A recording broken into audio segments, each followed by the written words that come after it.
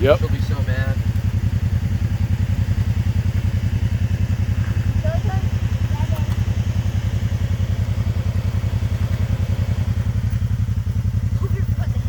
We did backing cars.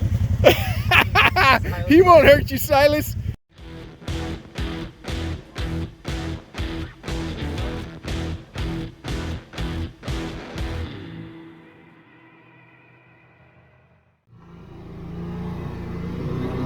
Welcome to Outdoor Madness, everyone. Thanks for tuning in to the channel again. I'm Kerry Clark.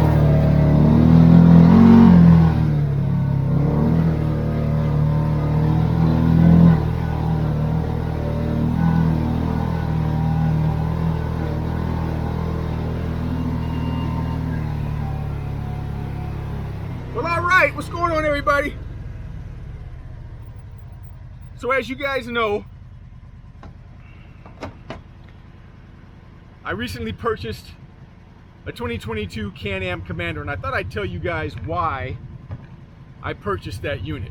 There's a lot of different reasons.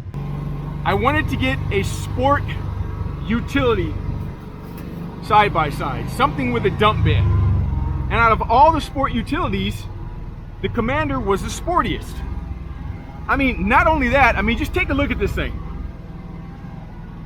In my opinion, the thing just looks awesome.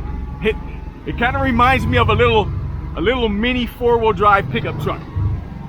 But not only that, it comes with 28-inch tall tires, came with a roof, a winch, and a dump bed.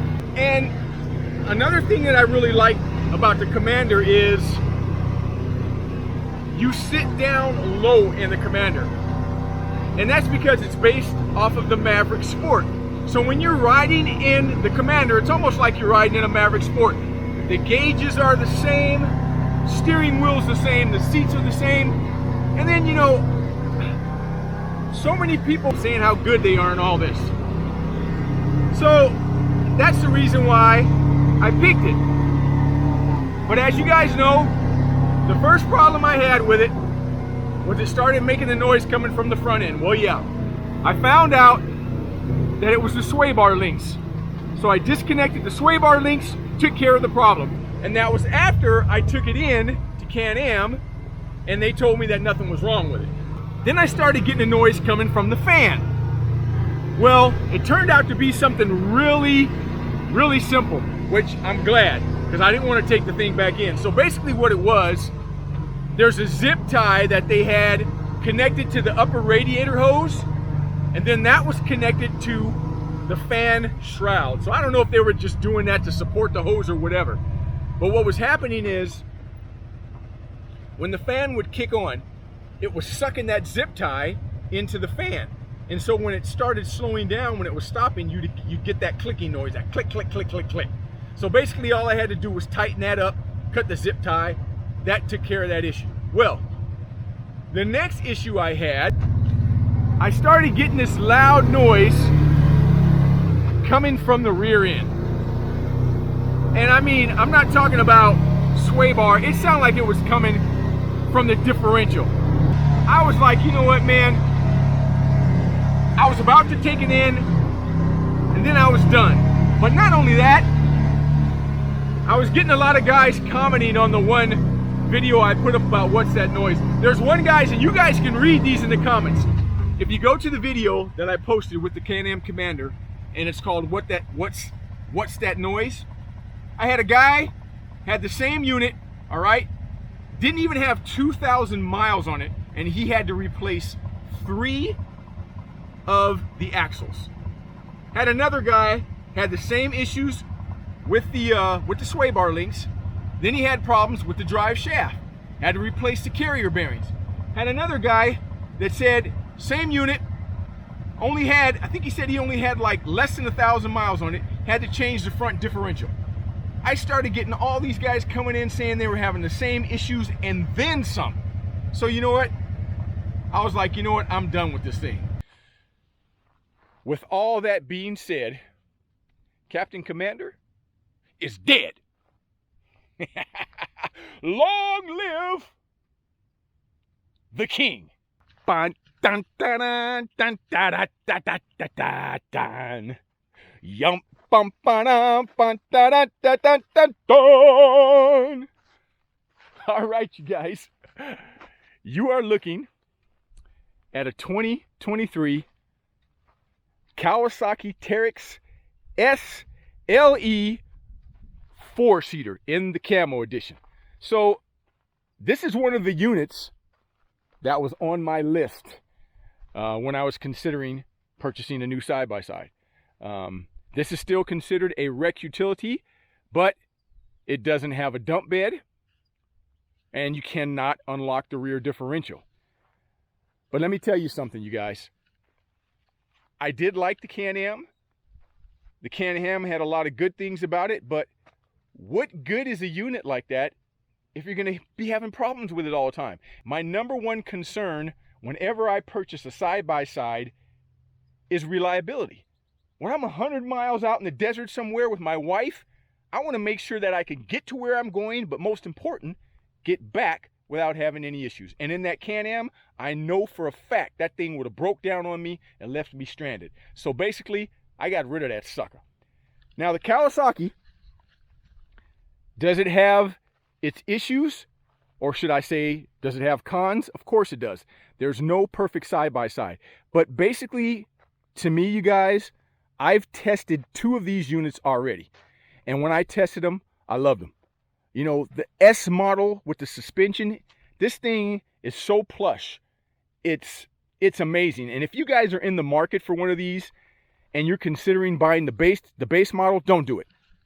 Let me tell you. You're only going to pay a few $100s more for the S model, and it's like night and day. But let me just start off with the cons on this unit.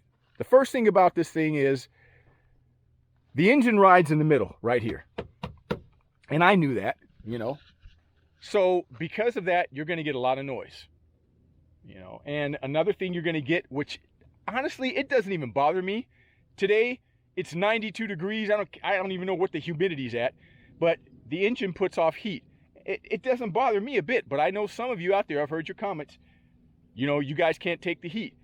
Now, if you enclose this cab, if you fully enclose this cab and you're riding during the summertime, yeah, it's going to kill you. It's going to just get too hot in there. So that's really the only 2 cons that I have to say about this unit, is that it's noisy and it does give off a little heat. But let me tell you, these things have been around forever. And yes, it is low on horsepower, but the thing about it, the sucker is a tank. I mean, the low end torque on this thing makes up for what it has in top speed. I mean, the top speed on this thing, I think, is like 49, right around 50 miles an hour. That's when the rev limiter kicks in. But I'll be honest with you guys. I still have my 2013 Arctic Cat. And the top speed on that Arctic Cat is 72 miles an hour. 13 years of ownership, I've only taken it up to 72 miles an hour one time. And that was just to see how fast it would go. Other than that, I've probably, I would say the normal speed that I always ride in is probably anywhere between, I would say, 30 miles an hour to 50 miles an hour. But when you're out trail riding, and that's when I do the most, you're just cruising and you're just enjoying the scenery. That's what I like. Even when I'm out in the desert, every once in a while, I'll open it up when I get out on a fire road or something like that, and I'll do maybe, 45, 50 miles an hour. And that's what this thing can do. So perfectly fine for me. Now, another thing that you guys need to know about the Teryx also is, and this, I guess you could say it's a con, but to me, and I'll tell you why later, but it has a CVT transmission, which is awesome.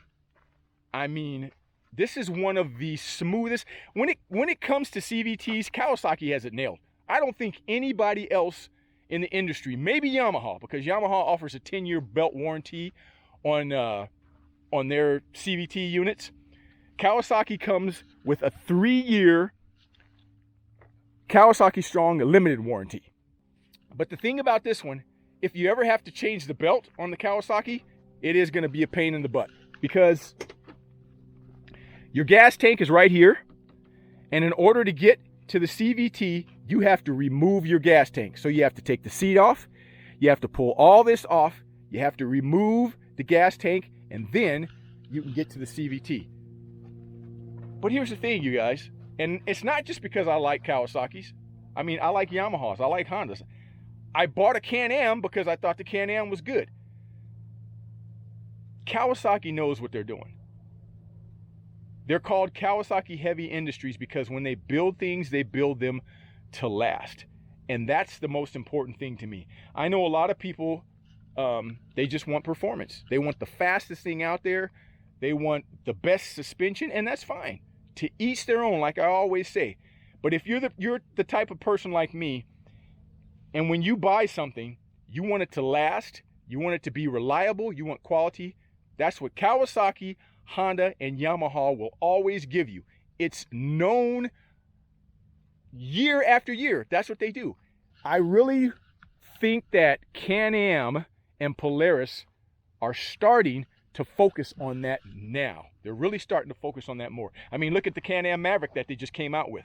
I mean, that thing, you know, they finally came out with a DCT transmission.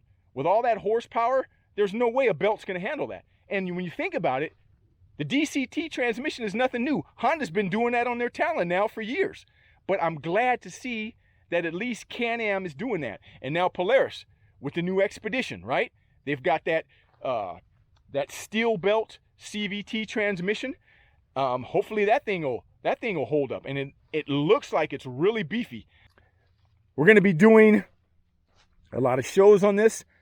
I'm going to be doing shows when it comes, you know, when I get 500 miles on it, when I get 1,000 miles on it, telling you guys, you know, the good, the bad, and the ugly about it. Right now, let's turn the key. I think I only have 70 miles on it right now. Yes, I don't know if you can see it, but I have 70 miles on it right now. And let me tell you guys something.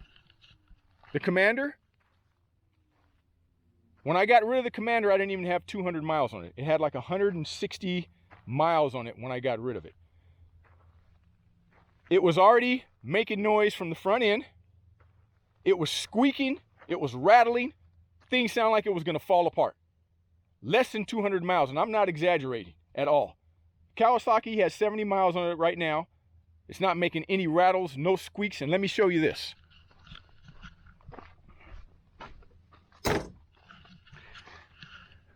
Let's go to the side. You can see it better.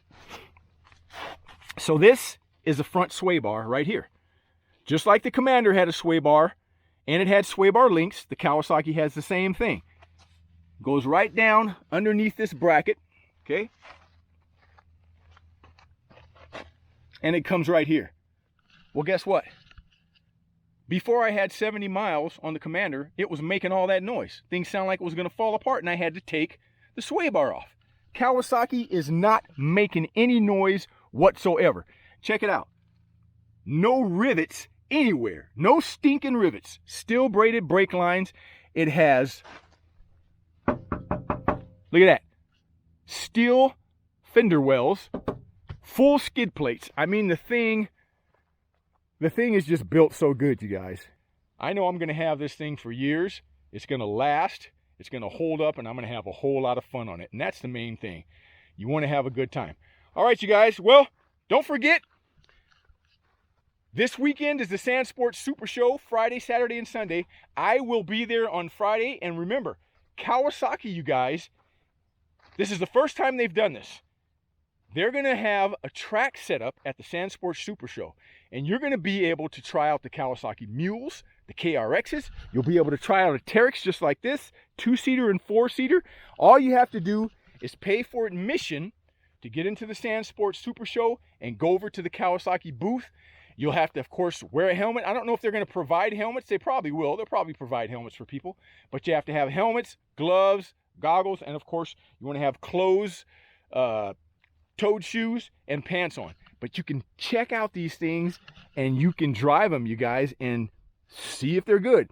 I'm going to be talking to people as they come off of their ride to see what they enjoyed about the unit and to see if there was anything that they didn't like about it. So thanks again for tuning in, you guys. I'm Kerry Clark for Outdoor Madness. And you guys know the story. I see you somewhere in the great outdoors.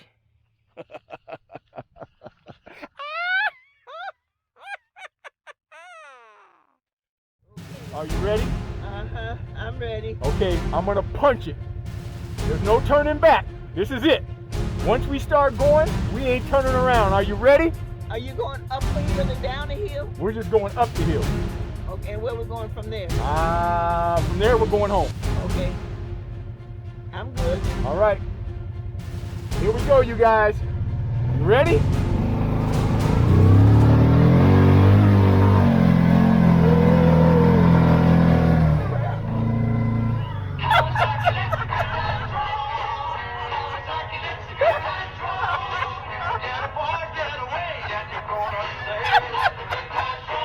If you guys got parents that are old, take them out for a ride on the Kawasaki Teryx. Let me tell you, they'll be young again.